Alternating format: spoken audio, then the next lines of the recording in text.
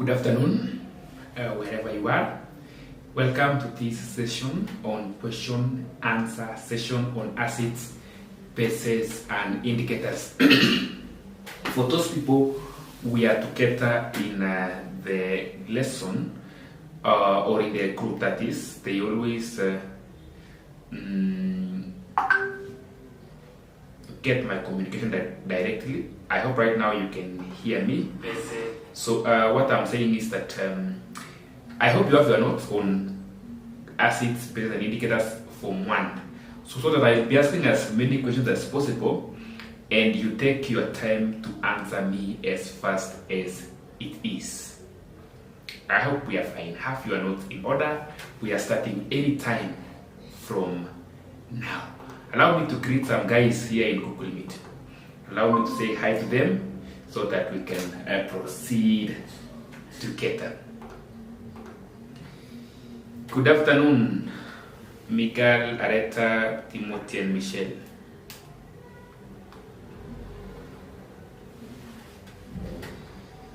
I said good afternoon. Good afternoon. How are you doing?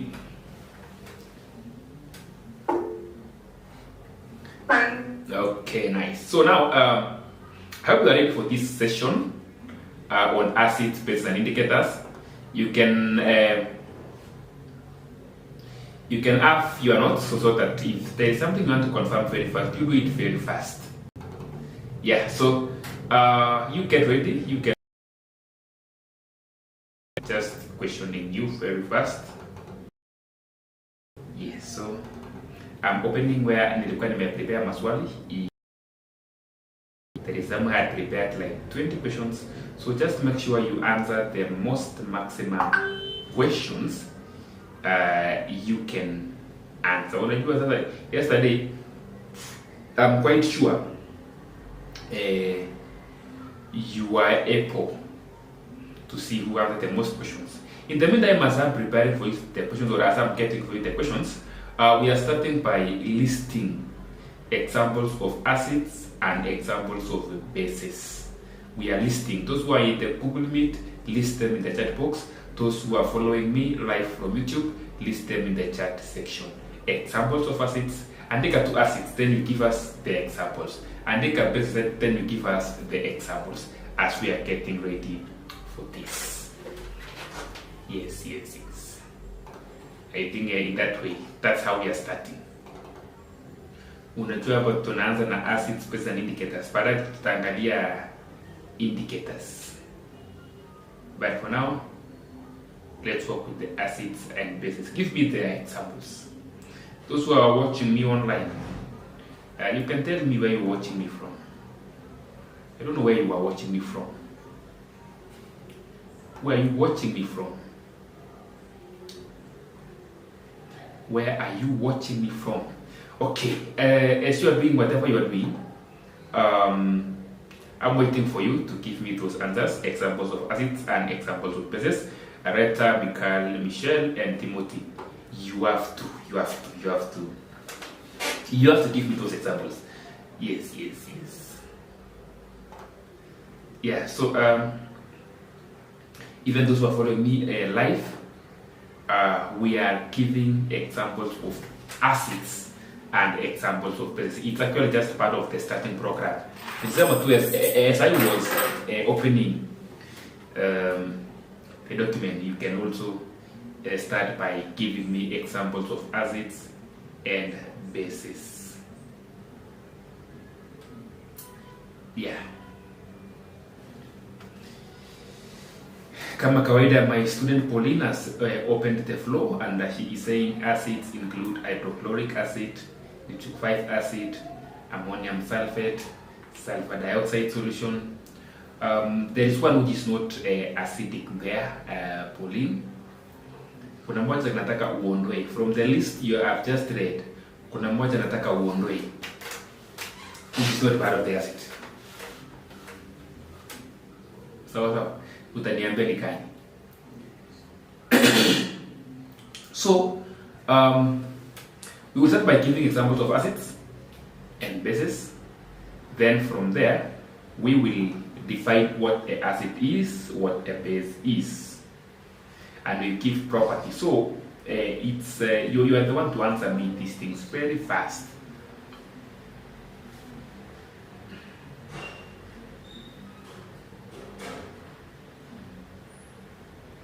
Yes. Pauline, umejua ni gani utaondoa?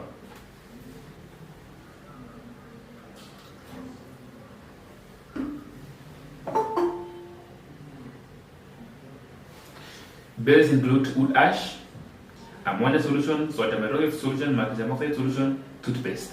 For the bases, very correct. There is nothing you are supposed to remove from there. That is perfect. But for the acids, kuna moja, there is an example you have given, which I'm not agreeing with you.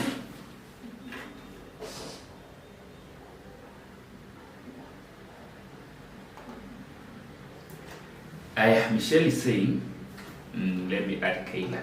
Michelle is saying that acids include hydrochloric acid, sulfuric acid, and nitric acid, and carbonic acid.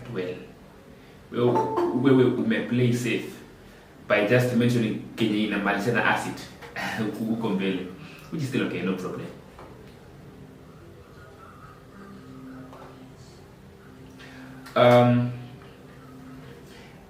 Mokusu, let's look at your points. Hydrochloric acid correct, nitric acid correct,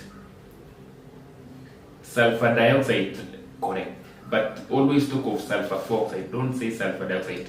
It is long overdue, long gone are those days we used to call sulfur oxide, that is sulfur dioxide. Ni kama kuita carbon oxide, carbon dioxide. No, it is it's past time. So you say sulfur oxide. Ammonium sulfate is a salt, and all salts are neutral. They are not acidic, not basic. Thank you.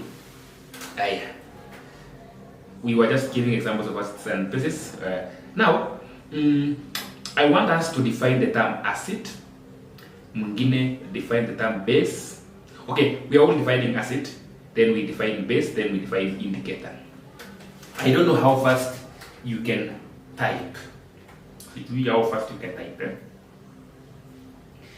Just to define acid, you ikuche.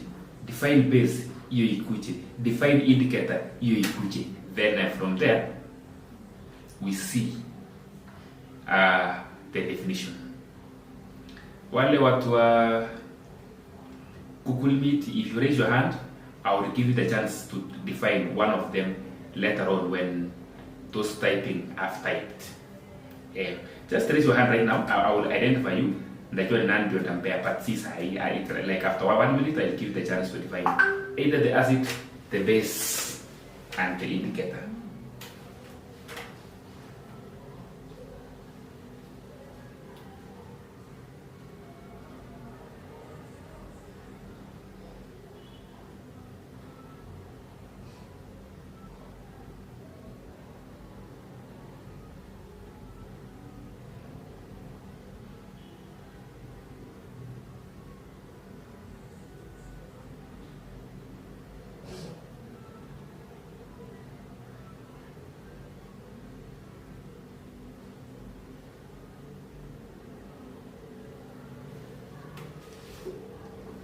Yeah, what we type, see, just type very fast. What's an acid?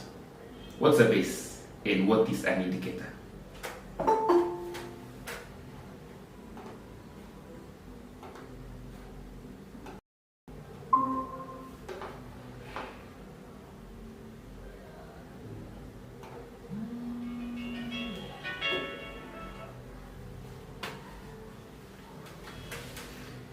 Hey, don't take too long to type. We are defining acid, base, and indicator. Then we have given examples of acids and we have given examples of bases. So I want us to define the term indicator, acid, and a base.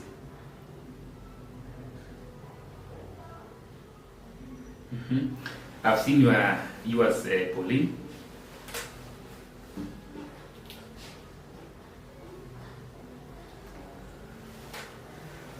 We shall be checking on it in the next 1 minute. So Pauline is saying that a base is a substance which dissociates in water to produce hydroxide ions as the only negative ions. Very, very correct. Who can now define acid? That's how to define a base. The same technique she has used to define, we can use it to define an acid. Amesema that it dissociates in water to give or to produce hydroxide ions as the only negative ions.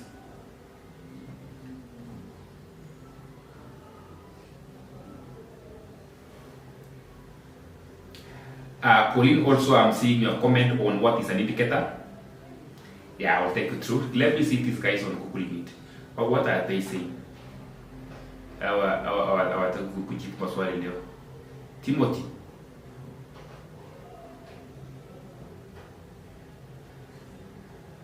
Michelle, Mikael, and Kyla. You don't want to define the acid and the base. Haya, adamini ni proceed na majama wa YouTube nyinyi mtaki ku define. Now,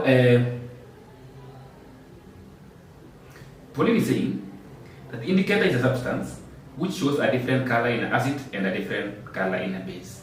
Very correct, but there's something kidogo, Pauline, I would like you to add to your statement to make it perfect. An indicator is a substance that gives a definite color in acid and a different definite color in a base. I will say it again, that an acid is an indicator is a substance which shows or which gives a definite color in an acid or in an acid and a different definite color in a base. Have you heard that one? Those who are following? Yeah. So who will define for us an acid? That is what has not been defined. So that's what I'm waiting for. Now, kesho from 9 a.m. we shall be discussing moles. So make sure everybody you purpose to attend. You know, I'm saying that as I'm waiting for a comment on what is acid.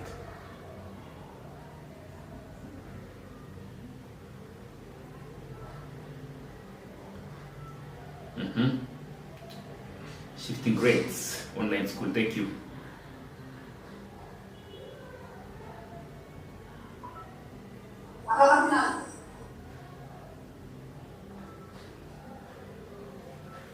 Now, let me pick one person from this side to define an acid. Timothy, will you do it or Michelle will do it?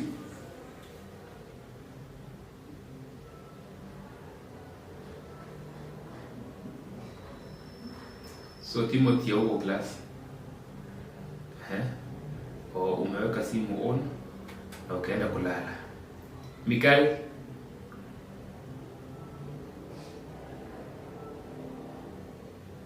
lastly, Kyla.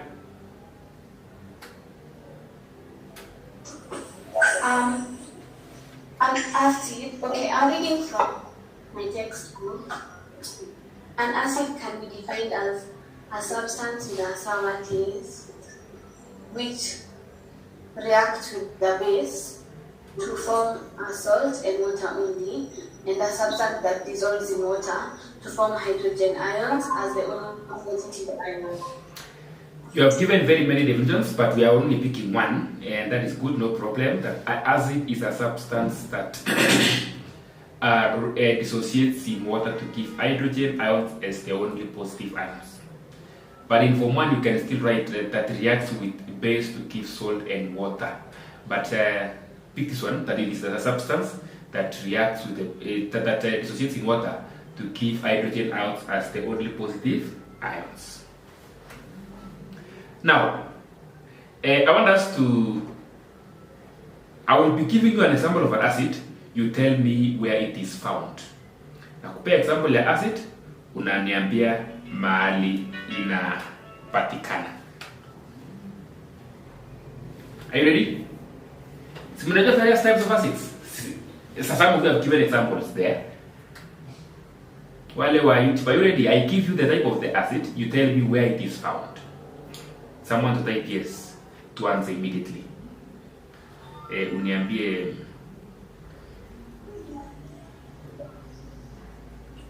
Yes. Okay. Sawa. Now,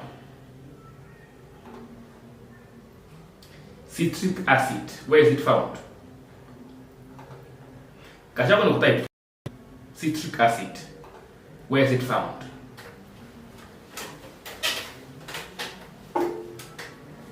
Just type citric acid.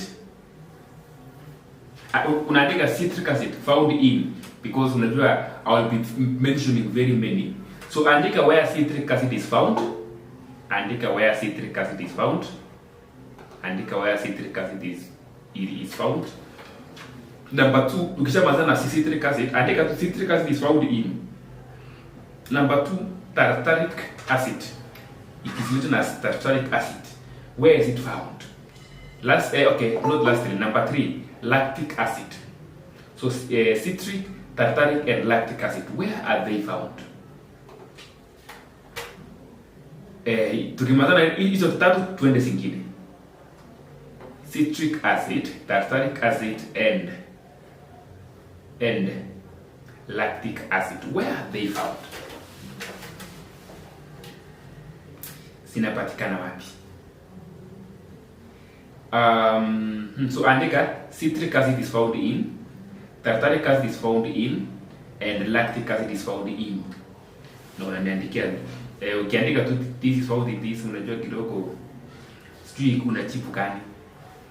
So lactic acid is found in, tartaric acid is found in, citric acid is found in, then you give me there. Now I think I can read. Pauline said that lemon and lime. So sijajua ni which acid are you talking about. Amy akasema citrus fruits. I hope you're talking about citric acid. Okay, sawa. Nimekuelewa sasa. Pauline, umesema citric acid is found in lemon and lime. Amy saying tartaric acid is found in baking powder. Pauline is saying lactic acid is found in milk. Wacha nione watu wengine wanasema aje huko. Watu wengine wako na kitu wanajibu, ni sawa. So let me take you through very fast. Citric acid is always found in citrus fruits. For example, orange and lemons. Umewahi lemon, ile lemon cream. Hebu siku moja ukule lemon alafu mtu akupige picha ukikula lemon. Kai, hiyo sura si yako. Mtu amekwambia kwa nini unakunja sura?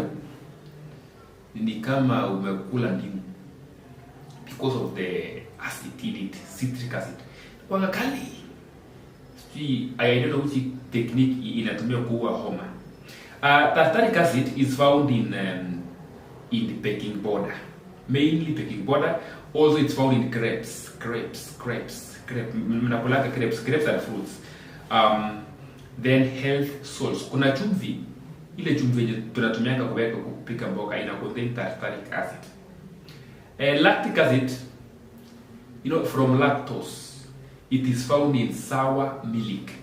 Not just milk, sour milk.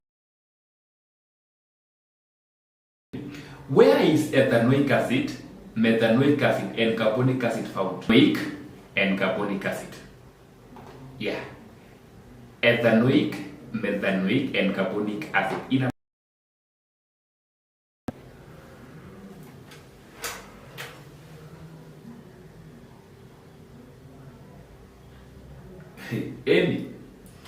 Amy, you're calling sour milk rotten milk. It's not called rotten milk. It's called sour milk. Unaita maziwa mzuri rotten. Ni kama mtu anaita mala maziwa imeharibika. Hapana, it's called sour milk.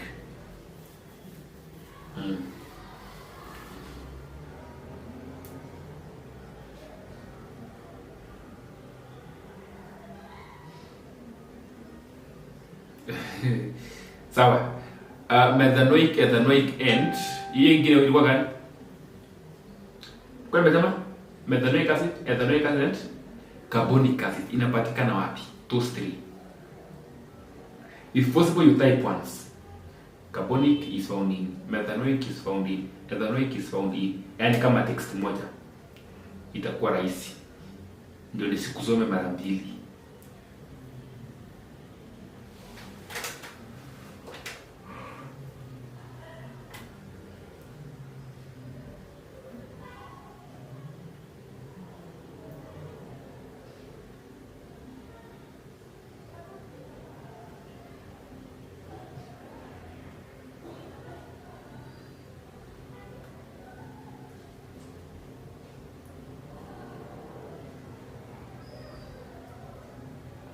Aya. I don't know whether you are ready for the same. Nobody knows where ethanoic acid is found. Nobody knows where carbonic acid is found. And nobody knows where methanoic acid is found. Nobody, absolutely nobody. Hakuna mtu anajua. Okay, not nobody. Those who are online right now. Hawa watu wote wenye wako online, hakuna mmoja anajua mahali zinapatikana. Now let me give you where they are found, because nimewapea time sione mtu mwenye ama nini yangu iko nyuma. No, they are not behind. So ethanoic acid is found in vinegar. V-I-N-E-G-A-R, vinegar. That is where ethanoic acid is found. Methanoic acid, umewahi pikwa mshale na nyuki ama wasp ama the ants that walks on the crown, ikikuuma hivi na kuachia ka fluid fulani ambayo ni kali sana, it's called methanoic acid. So where is methanoic acid found?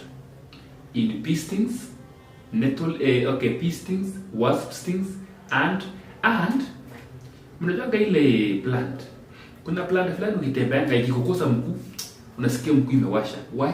It contains methanoic acid.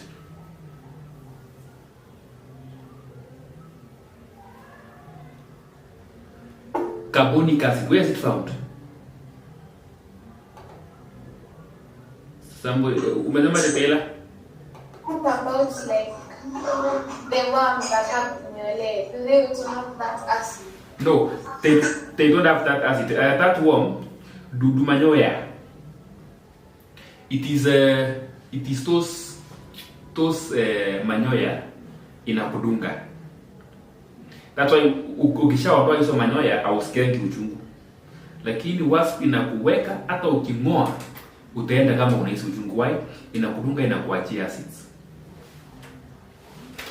Carbonic acid is found in fizzy drinks, that is found in lemonade, and it is found in Coke. Let me charge my laptop kidogo.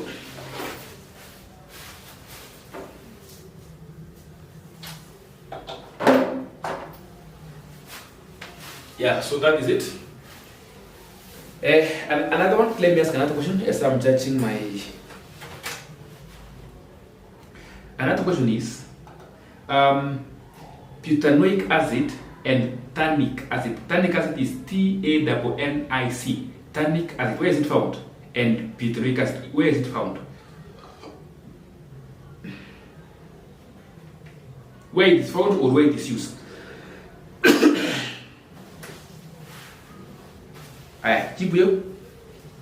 Na watu wanakuwa slow kwa nini? People are becoming very slow.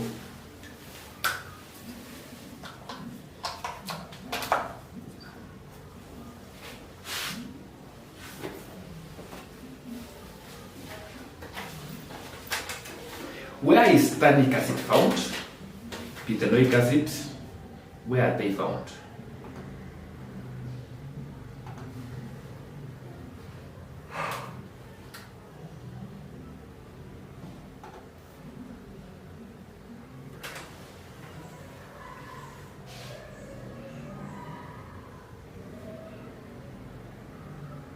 Yeah, Pauline, that's very correct. Ukisema I read the drinks, it's okay.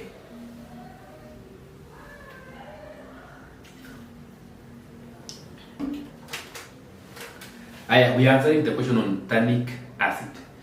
Tannic acid inapatikana wapi? And butanoic acid. Yeah, because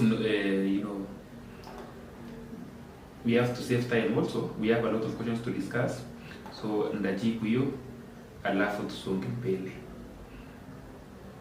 Tannic acid is found in tea, chai. Simnaona chai. Hata hii nikiongea kuna mtu hapo anakunywa chai. Butanoic acid is found in cheese. CHEESE, cheese.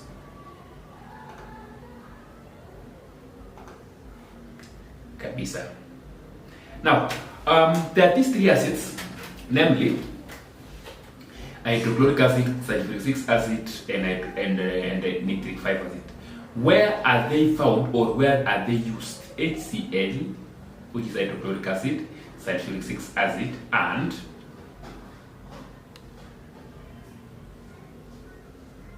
nitric 5 acid. Just tell me where each one of those is found or used.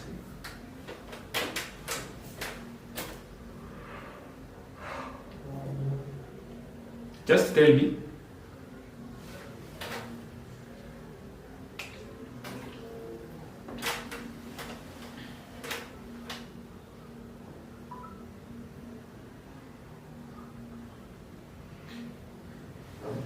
Hydrochloric acid inapatikana wapi? Ama inatumiwa wapi? Sulfuric acid inapatikana wapi ama inatumiwa wapi? Nitric 5 acid inapatikana wapi ama inatumiwa wapi?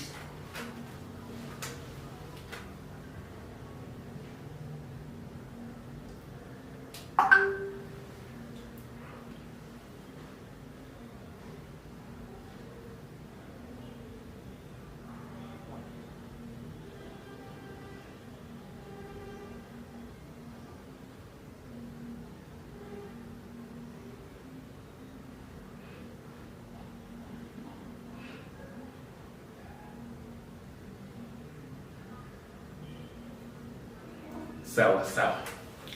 Hiyo swali pia ni kama hujui mahali inapatikana na mahali inatumika.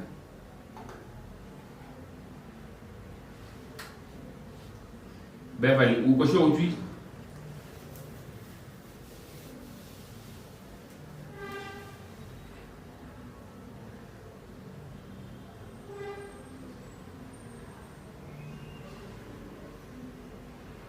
Michelle Mbe hujui pia?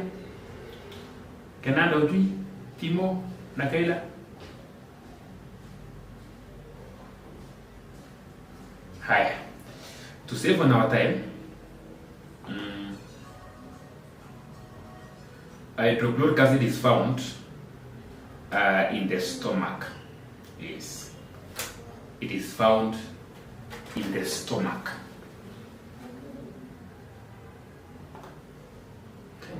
Where is it used? It is used to clean metal surface. By the way, it is used as a metal rust remover.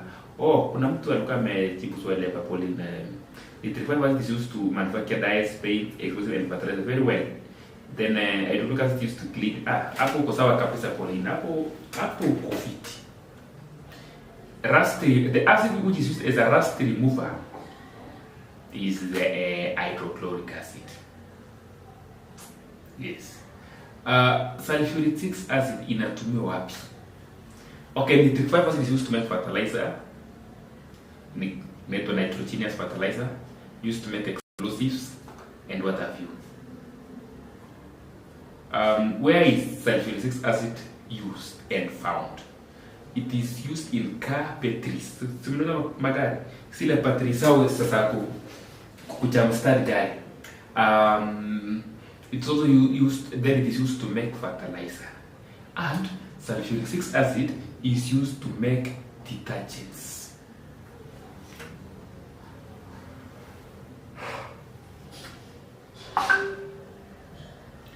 I want to give you examples of bases. Then you tell me where they are found or used. I want to give examples of bases. Then you tell me where they are found or where they are used.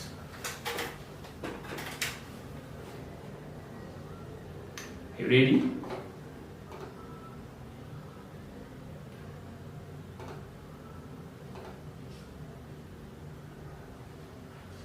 Are you ready?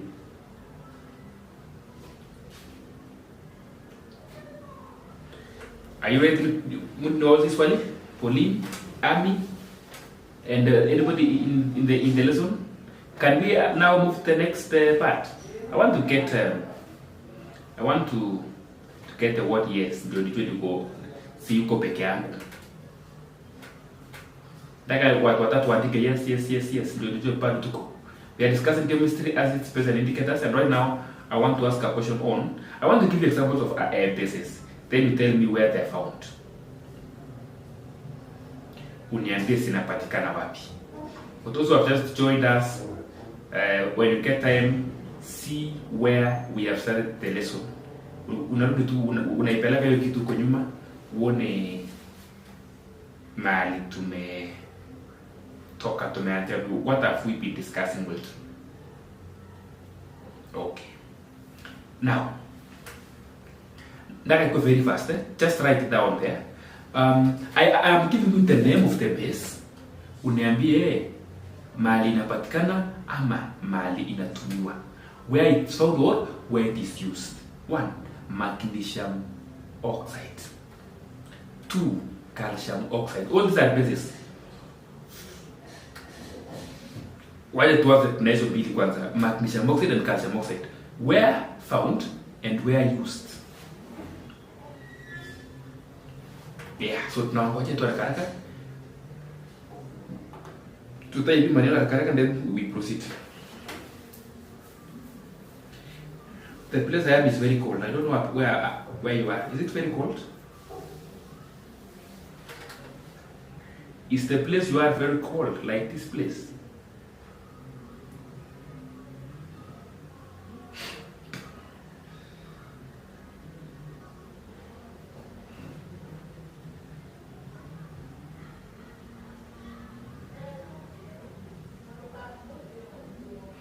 Someone has just texted me, you look sleepy. Yesterday, I had a show yesterday night in my channel. So, we overstayed up to very late at night.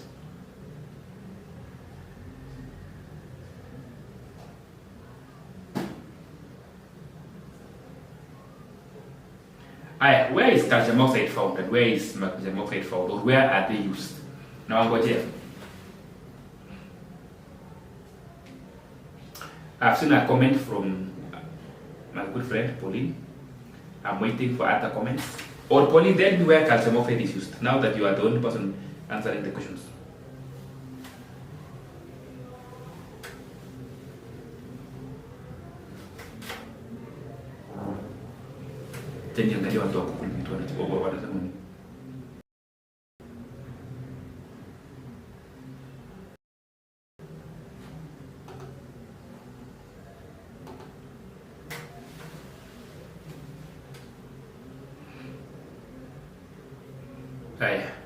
I want to give you where calcium oxide and calcium hydroxide is found and used.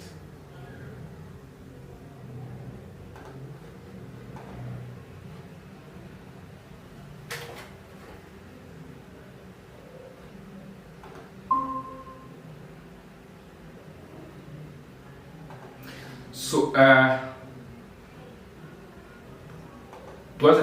magnesium oxide, just like Paulina said, it is used in the manufacture of anti-acid tablets. Anti-acid tablets. Yeah. Ukisikia uko na acid mingi kwa tumbo unapewa magnesium oxide. Calcium oxide. Calcium oxide. Okay, before you pay calcium oxide, nataka nikuulize a very good question. What is the scientific name of calcium oxide? What is the scientific name of calcium oxide? What is the scientific name of calcium oxide? Anybody who knows? unajua lazima nitulie kidogo because watu wa YouTube wanasikiza, they get my inawafikia after 1 minute. What I'm seeing right now live on the laptop plus what I'm seeing in the camera there are two different things. So they have a time difference of 1 minute. So I'm asking, what is the scientific name of calcium oxide? I'm at the common name, it can be any.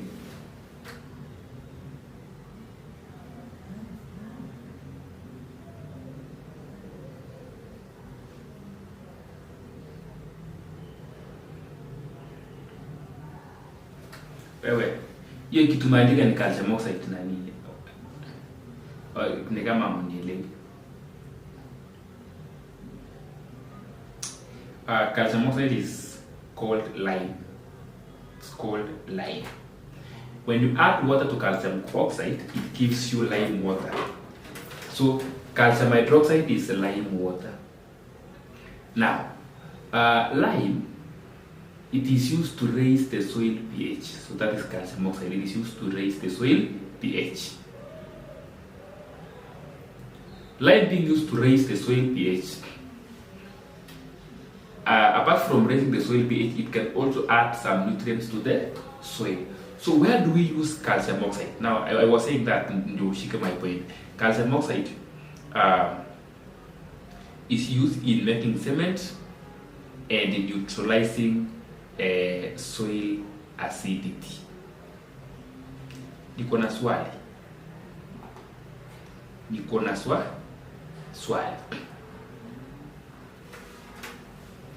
What do we call a soluble base? What do we call a soluble base?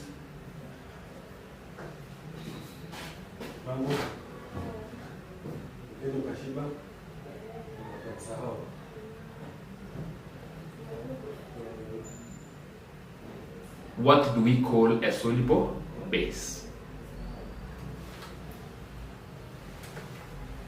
Hiyo ndio nangojea nisikie mnasemaje. A base which is soluble inaitwaje? Just type very fast.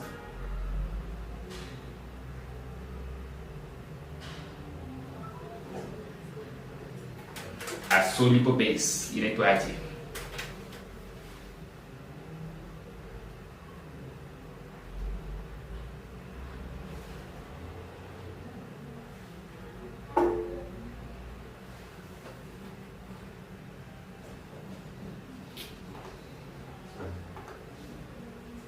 Kayla anasema alkali. Very okay. Alkali is okay. A soluble base is called alkali, like Paulina said. What?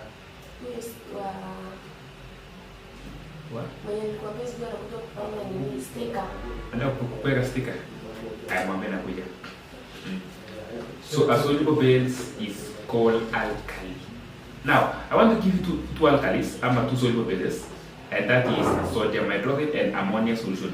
Tell me where they are used or where they are found. Sodium hydroxide and ammonia solution. I'm giving you 1 minute. I want to attend to somebody in 1 minute, then I'll be back. Let's get.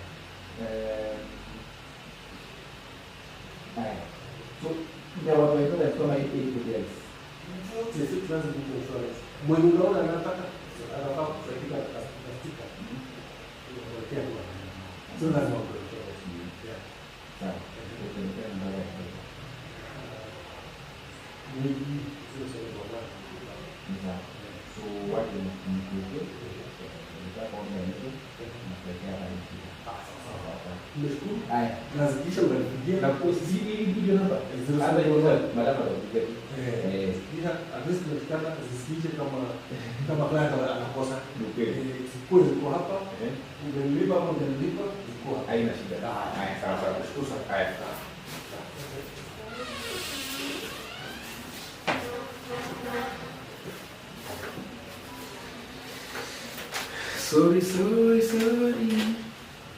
Kwa nimepotea kidogo but I'm back. Don't worry about that. Lakini niko hapa kuna kashupa hapa kidogo na print vitu, so I was attending to a client, so don't worry about that. Now, what was my last question before I left? My question was, tell me where sodium hydroxide is used and where ammonia solution is used. I thought napata watu wamenitaipia, lakini sasa mimi amejataipa. Amejataipia.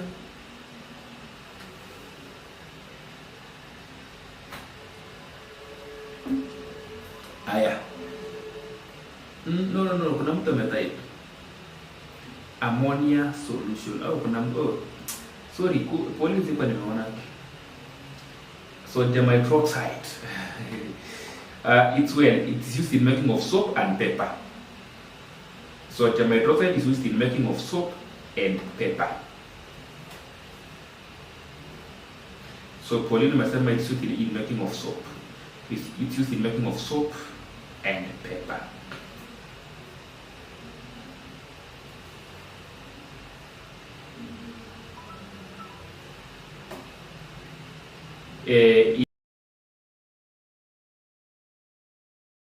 Inatumia kuondoa, okay, for just cleaning. Yes, so anything that is used in making of soap can be used as a decreasing agent. Ammonia solution, let me the answer of this student of mine. Ammonia solution, manufacture of fertilizers, manufacture of nitric acid is used as a very correct. Pauline, hapo ndio umeshika vizuri. Good. Aya, to the indicators. Now I want to ask very few questions on indicators. Can you be very keen? Can you be very, very keen? But before that, let me explain something kidogo about indicators so that first of all, am I audible? Can you hear me? Somebody to type for me yes. Can you hear me? From the YouTube, can you hear me? Just type for me yes. Sometimes you can be teaching na kumbe hakuna mtu anakusikiza.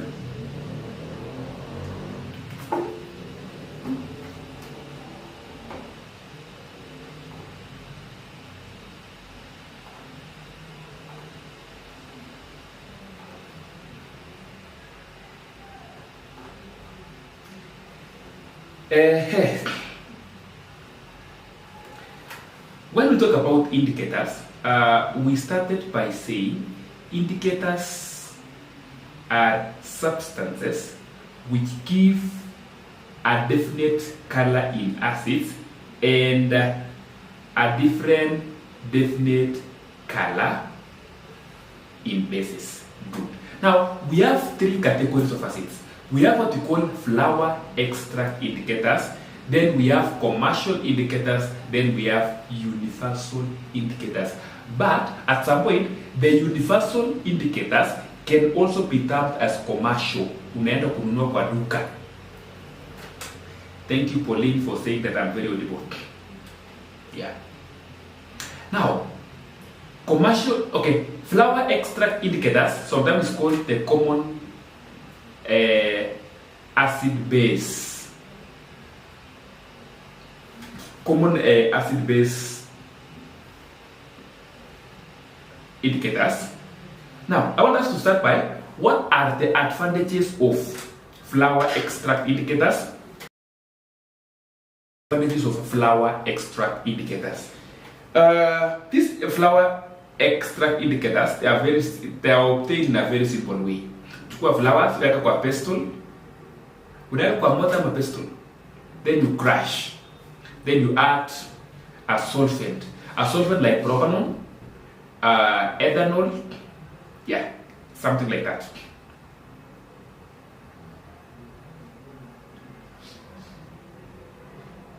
Yes. So, advantages of flower extract indicators, disadvantages of flower extract indicators. Tutashindana, watu wa Google Meet nipatieni advantages, watu wa YouTube nipatieni disadvantages. Tumeelewana? Mathematics guru keyboard, thank you for following us.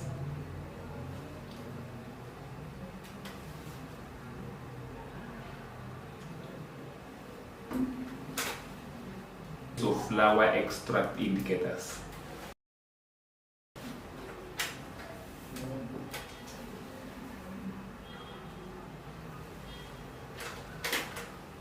Sawa, twende kazi tuone.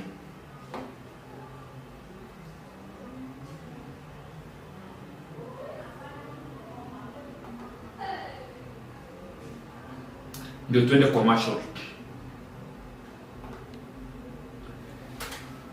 Haya, kwani hamtaki kutype? Ama ndio mko mnatype? Mnatype pole pole.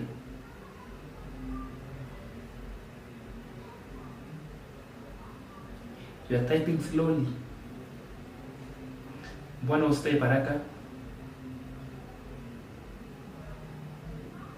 Nimeona watu wa YouTube wamechangamka. Tena angalia watu wa Google Meet wanasemaje. But remember, tomorrow all of us will be joining the mall lesson starting at 9 a.m. in the morning, except wale watu wa SDA from 9 to 11. 2 hours will be enough. It will be part 1 of the mall. Part 2 will come the other Saturday, then part 3 ya mwisho the other one. So Pauline anasema the composition of the flower extract changes with time, causing the color to change. Yes, I will give you a good name to what you have just written there, Pauline. Yes, I will give a very nice definition of what you are saying. Watu wangu wa Google Meet. So now let me start with the disadvantages, because watu wa YouTube wameamua ku give answers very fast. What Pauline has just written, in short, anasema flower extract indicators gives inconsistent results. Inconsistent results. Just like she has said.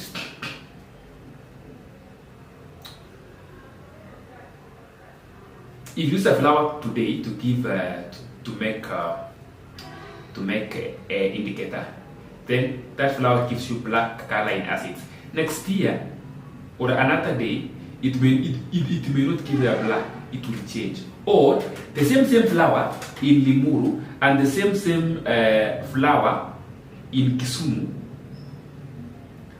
For example, I'm dealing with the Morning Glory flower. In Limuru, I crush it, I use propanol. Ni test kwanza in very dark blue. Near the side in very green. Why? They give inconsistent results. And it only operates with one color. Tukifika commercial indicators, you will realize that there are so very many colors. Oh, kuna mtu amesema they are complicated to extract and have limited income. Yeah, sure. You know, it can only give one color in acids. So it cannot give you the strength of the base or the strength of the acid. The other disadvantage of flower extract indicators is this. It can only be used when freshly prepared. It can only be used when freshly prepared. It can only be used when freshly prepared. If you prepare flower extract indicators today, for example, if I have 2 classes, I use it with 1 class. If the other class is coming tomorrow, I will not use the same flower extract indicators. Why? They are only used when freshly prepared. Now, it only has one advantage, and the advantage is it is very cheap since it can only be prepared within the school compound. After your awambiangi that mean we want to buy this, no. You just need flowers. You send students to go and pick flowers from the outside there. You crush, you add propanol, you have your indicator. But remember, it cannot give the strength. Trend number 2. We are typing examples of commercial indicators. Then after that we give their colors. But for now, let's give examples of commercial indicators. Commercial indicators. Now pay 1 minute. Commercial indicators.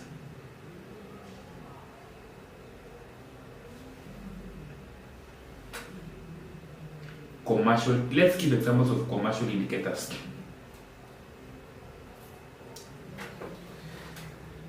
We shall be stopping at 4:10, so we'll stop the class. Follow up to the end. Examples of commercial indicators.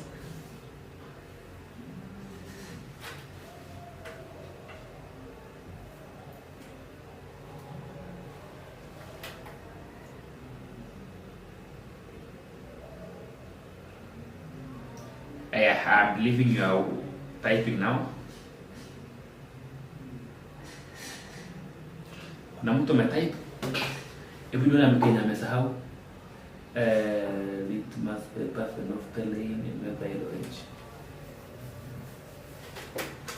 Very well, Pauline. Those are the examples. Litmus paper, phenolphthalein, and methyl orange. Then nione watu wangu wa kukulimit wanasema aje. Wanasema kina Michelle Mungai wanasema methyl orange, phenolphthalein, promethymol blue, which is still okay, but not commonly used. Paper example, litmus, phenolphthalein, and methyl orange, which is very well okay.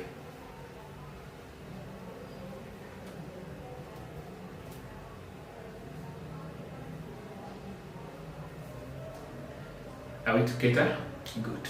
Now, the next is we are working with litmus paper, phenolphthalein, and methyl orange.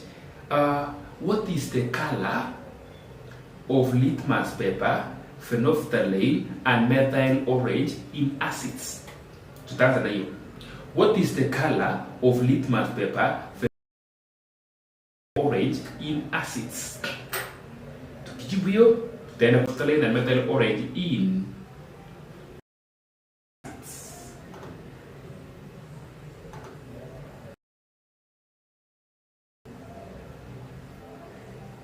yes.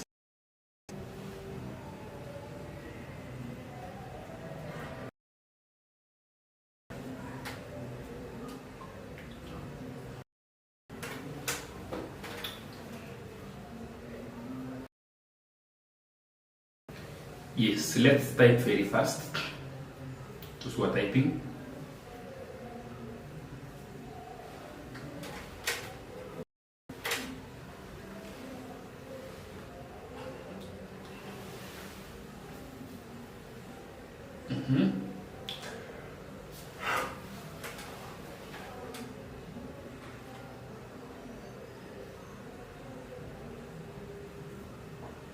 I have seen what you have typed, Pauline. Let me wait for some people here so that one can. Sasa Michelle ukisema red, colorless and orange, ndajuaje sasa red ni wapi?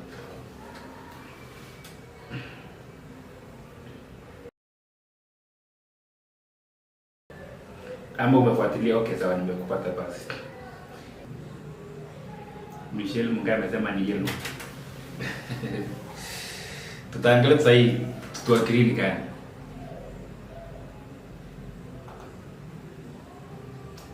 Okay.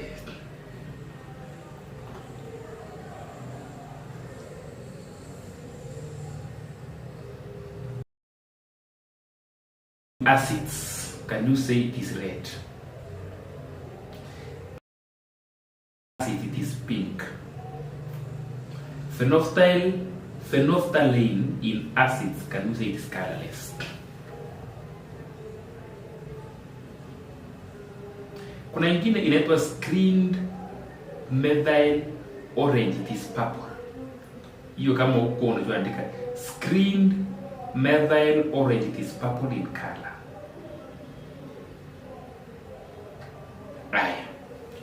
Up to the point, I'm very clear. Now, the same indicators, litmus paper, methyl orange, phenolphthalein, and the fourth one, screened methyl orange, give me their color in bases in solution form or in alkalis. Bases in solution form or in alkalis.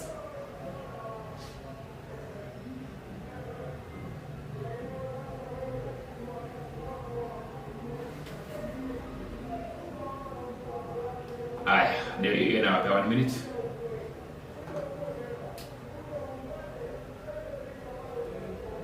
No, 1 minute.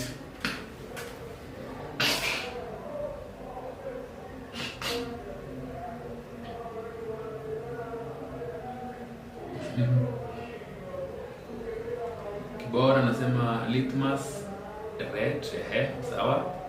Phenolphthalein ni colorless kabisa.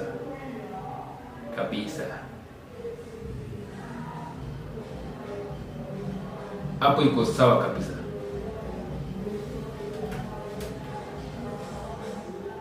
Kuna mtu ameamua kuja kufanyia show nje ya studio yangu.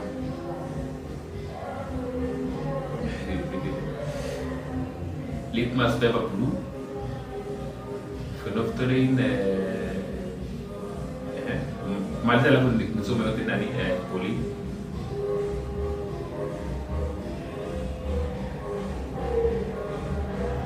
Unasikia ngoma?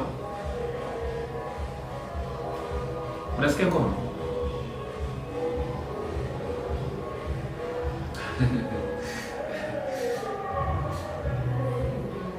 Unasikia ngoma?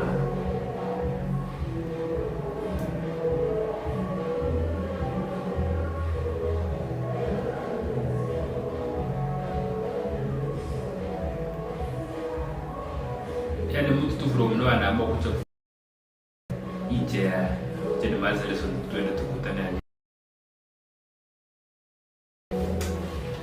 Kwa hili muru mzima ameamua tu kwangu ndio atakuja.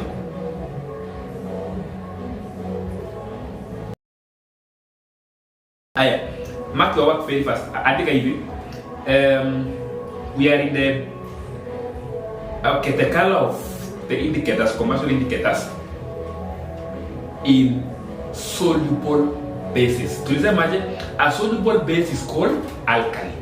So for litmus paper it is blue. For methyl orange it is yellow. Phenolphthalein it is pink. Screened methyl orange it is orange. Yes. Now Ni sawa, wawaje nisiende mbali kidogo, lakini munipatie nao tumalizie kwa neutral. What is the color of the following indicators in neutral substances?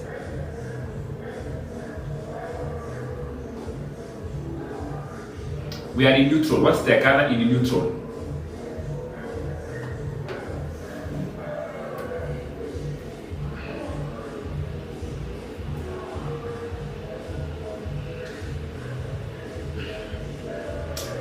Anyone who has not subscribed to our YouTube channel, please do so very fast.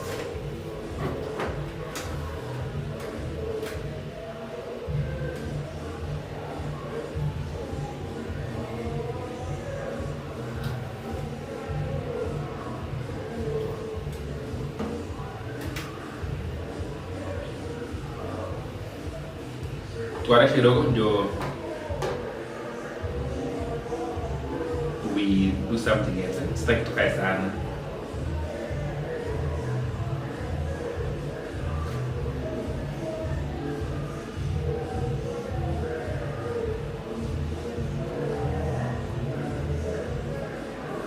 We are writing the colors of those 4 indicators in neutral substances. And you know examples of neutral substances? Water and salts. Salts are very neutral.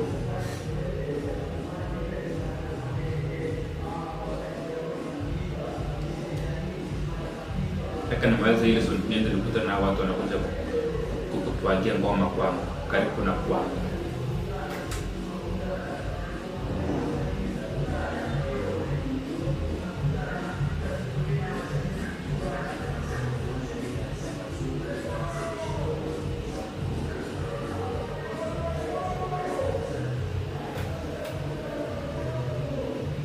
Paulina anasema phenolphthalein is colorless, correct.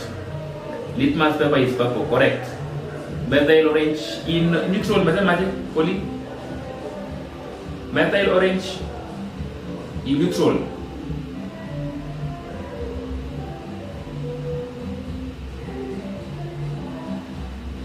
It's orange, correct. Now let me ask this a question. Our other question today is, what is the advantage of flour? What is the advantage of commercial indicators? Phenolphthalein, litmus paper, methyl orange, screen methyl orange. What is the advantage? And what is the disadvantage? One each. One advantage, one disadvantage.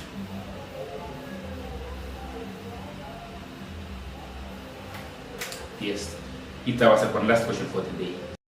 You're almost there.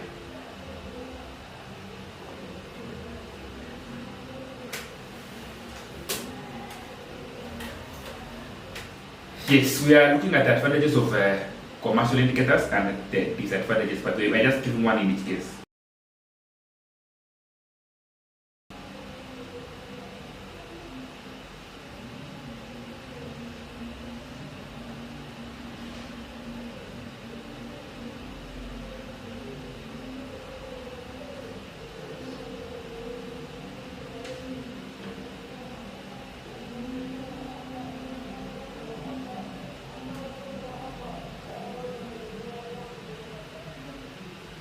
Yes.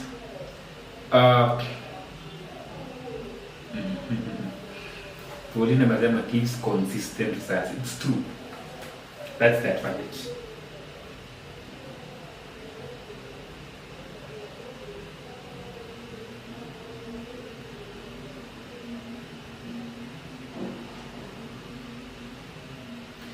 Now, what are the advantages of litmus? So, advantages of commercial indicators. One, they can be used over and over again. In fact, the commercial indicators I used last time is still, or are still there in the lab. I will use it next year. Good. Number two, another advantage is they give consistent results. Just like Paulina said, they give consistent results. They give consistent results. They give consistent results.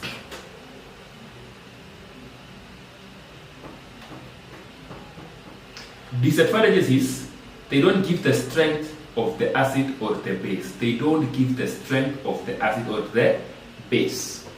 Inakuwa hii substance ni acidic.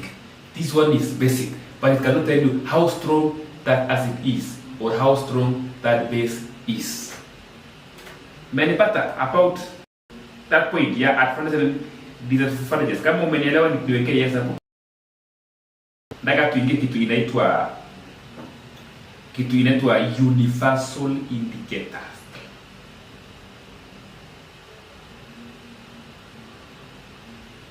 Kama tumeelewana, sema yes. Kama bado niambie ni nini unataka nirudie kukuelezea.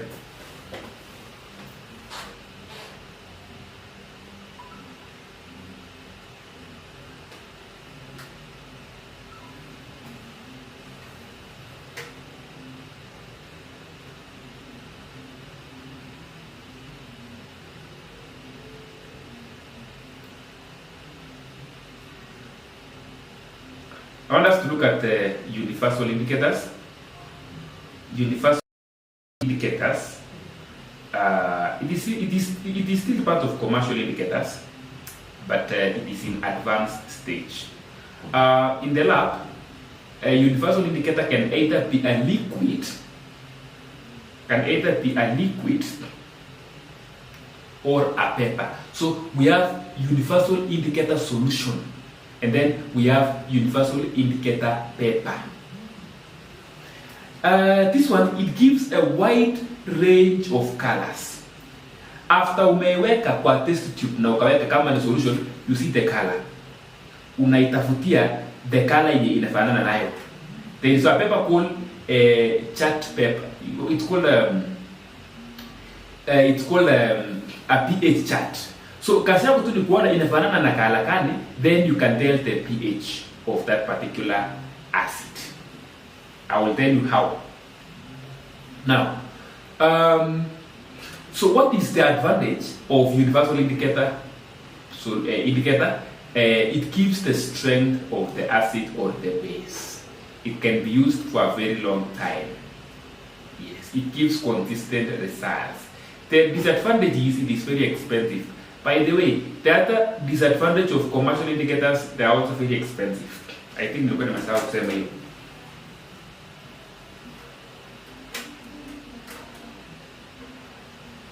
Are you together? Someone to give me the range. Okay, kuna kitu inaitwa pH scale. pH scale is a scale that runs from 0 to 14 and shows the strength of the acids and bases. What is the pH scale of a neutral substance? What is the pH scale of a neutral substance? What is the pH scale of a neutral substance?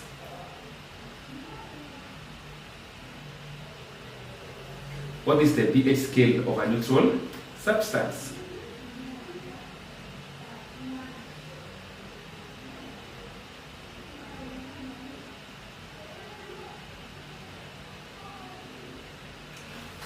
What is the pH scale of a neutral substance? Then give me the pH scale range of an acid and the pH scale range of a base. Thank you, Pauline. Neutral is 7. Neutral is 7.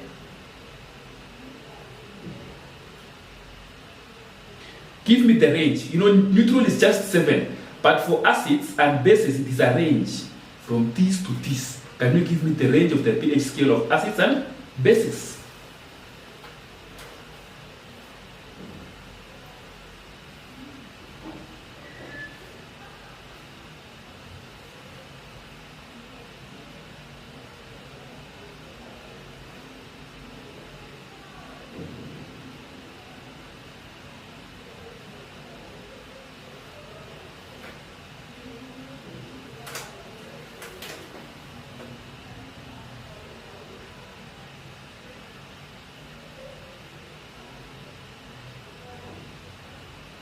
Pauline amesema acid is from 1 to 6, hiyo ingine ni 814. Great.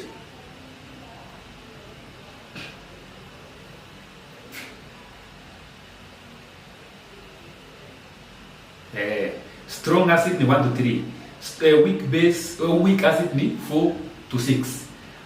Strong base is 12 to 14. And a weak base is from 8 to 11. Great.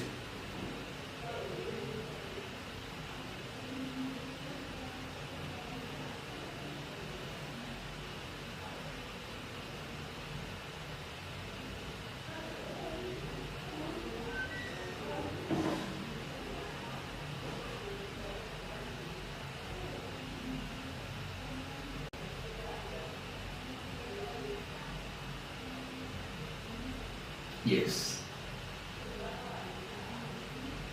Kuna swali, andika swali hapo. Hii utaenda ukijibu mwenyewe. Are you ready? What is the difference between concentrated acid and strong acid? You understand kujibu hapa? Just go and answer yourself somewhere.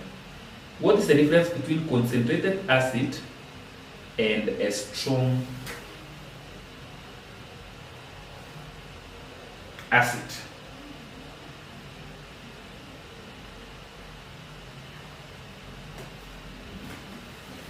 Yes.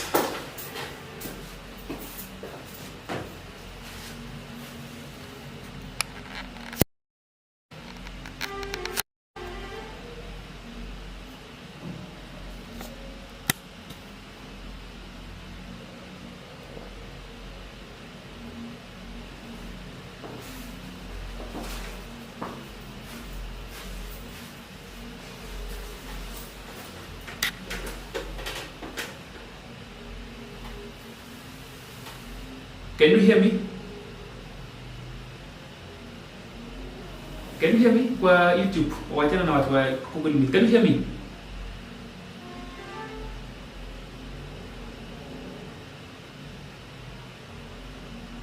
There's some settings imechange kidogo.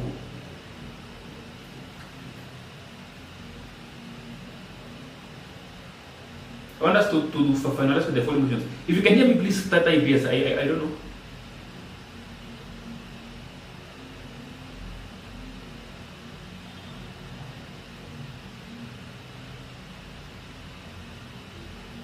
What the Google Meet? Can you jump that right ya YouTube? Niambie kama mnanisikia.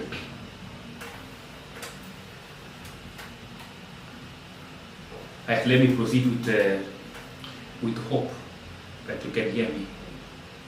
Timothy, can you just skip that side to Windows? If I'm audible enough.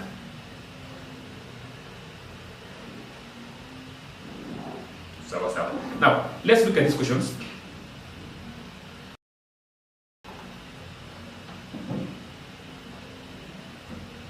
Question 1.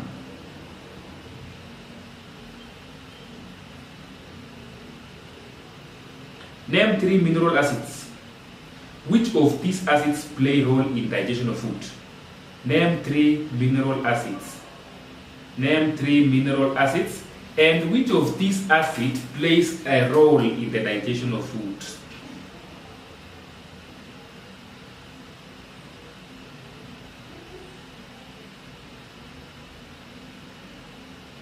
Oh, thank you, Muli.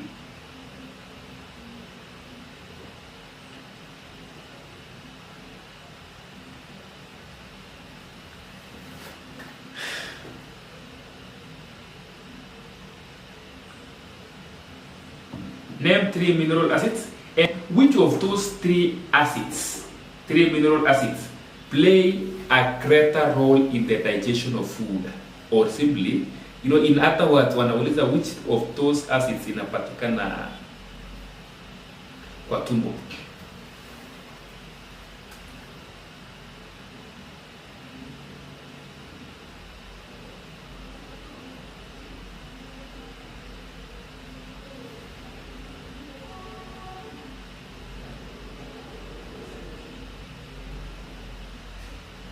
I'm waiting for you, mniambie the 3 mineral acids. What wakubwa hivi ile kuni na watu wanga. Bevan. What mshaenda? I'm waiting for your text, Bevan.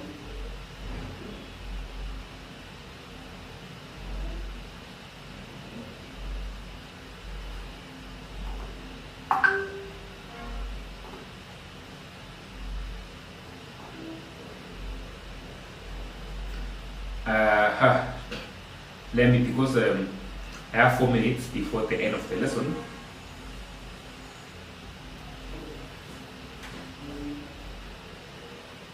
Mineral acids include hydrochloric acid, nitric acid, and sulfuric acid. Which one plays a great role in the digestion of food? Hydrochloric acid. Hapo iko sawa. Last question for the day. Last question for the day. Last question for the day.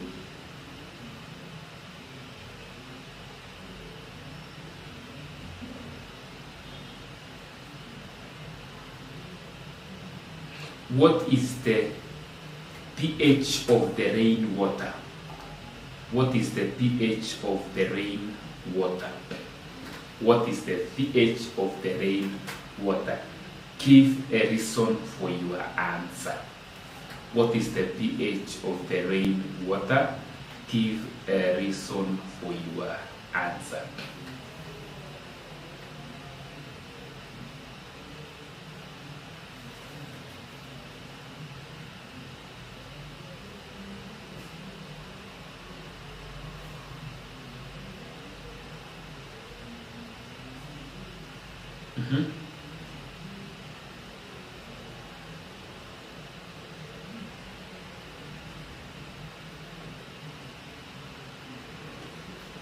Is the pH of rainwater?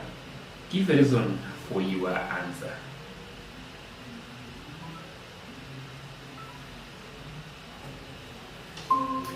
Yes, it is 6.5. It is 6.5. Why not 7 like water? Because we are saying that water, you can pH as 7. Why not 7?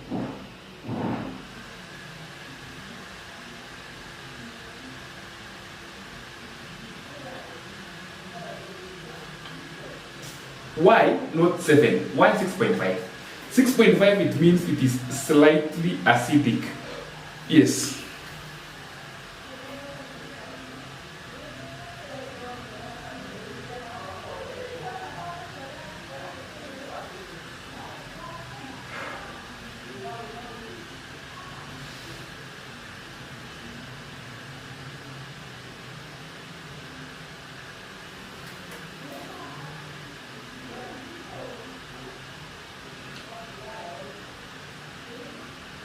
Timothy, hiyo unajua?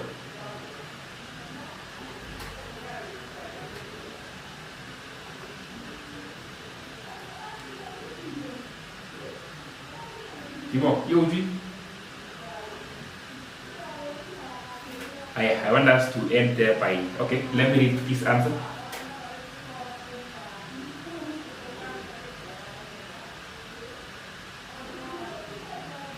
I thought Pauline unanipea reason why rainwater has a pH of 6.5 and not 7.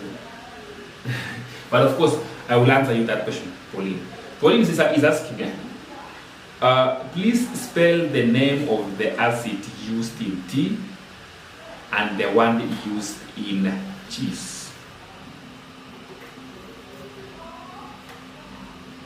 How are you on the name? In the meantime, give me the reason why the pH of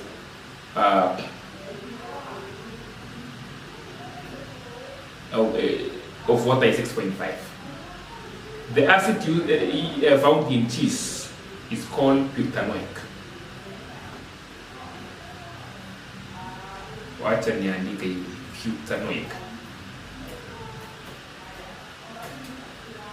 Butanoic acid.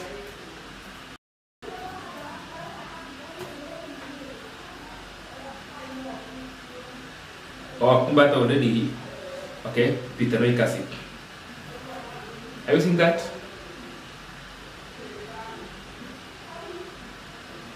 And the one found in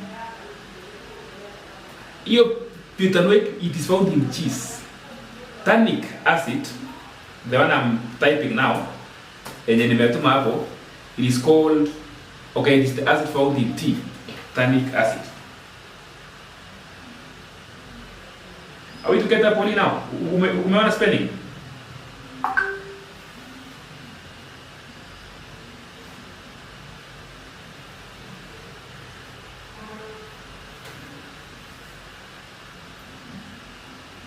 I'm waiting for your response, but we end the lesson there for today.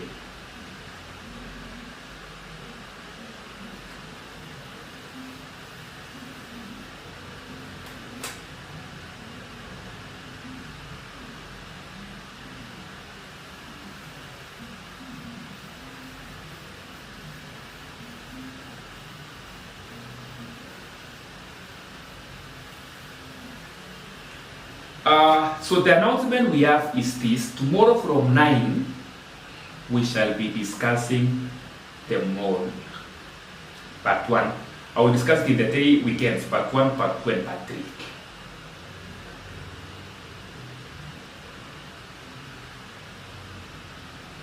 So I take this chance to wish you all the very best. Have a nice stay. Have a nice weekend. Though we shall still be meeting tomorrow. Receive much greeting and love from Ambassador Foundation.